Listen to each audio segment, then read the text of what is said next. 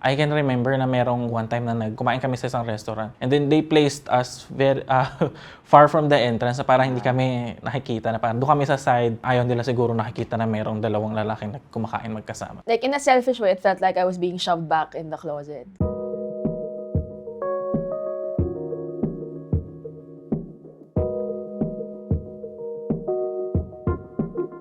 LGBTQ couples find it difficult to get close in public.